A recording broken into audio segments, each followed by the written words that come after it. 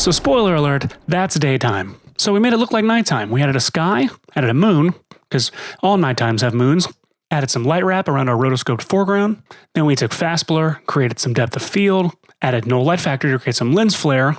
And then one of my favorite plugins is Overlight from Red Giant Universe, created some old-fashioned moon glow there on the lens. And then our color grade, day for night color grade. Let me walk you through this color grade. So here's a shot of Micah standing in the daytime, pretending it's nighttime, inexplicably squinting at the moon.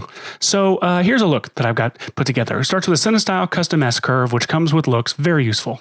Passive Colorista, where I've honed in the hues and created a much more specific color palette, followed by a series of things I could not explain to you even if I tried. I literally just messed with it until something looked good and I could take the credit for it. Next, I added another adjustment layer with Colorista applied. This is just so I could do some extra fine tuning and tinkering from within the After Effects timeline. I turned the highlights down, did some more playing around with the hues.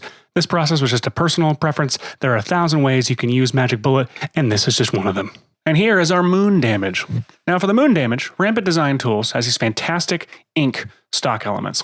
It's just ink, being ink, looking cool. So I layered those on top of each other, a whole bunch of these. Then I even, with Particular, created a custom sprite with one of these ink blots and made it a custom sprite particle in Particular so I could actually create my own growing ink blot mess, which ended up being a really cool effect. So I dropped that on top of the other stock elements that I had kind of compiled on top of each other, and then set it aside, and I took an adjustment layer with Colorista and killed the grass. And then I used the ink blot stuff as a track mat for that adjustment layer, therefore having the grass dying in this weird ink blotty growing way.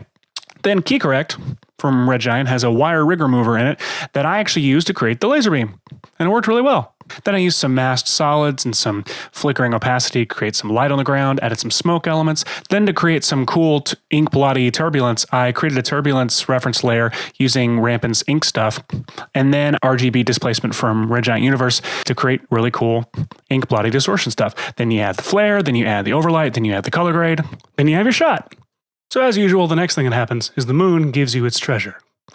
In this case, the moon is actually my friend Josh, and the treasure is actually a chest they stole from their roommate's room. So I got rid of Josh, killed the grass using Colorista and Rampant's ink stuff from earlier, added some smoke, and added the color grade.